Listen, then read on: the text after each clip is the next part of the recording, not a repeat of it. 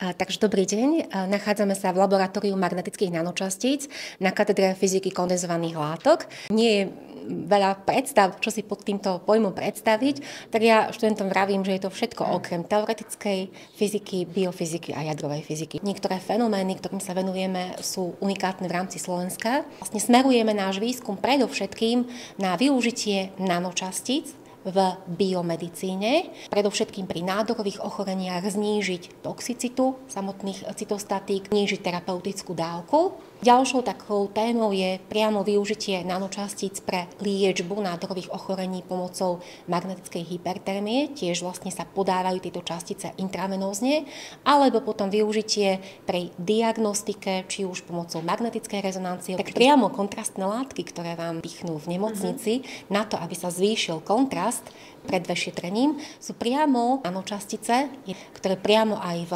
našom laboratóriu pripravujeme, vyrábame a vlastne študujeme.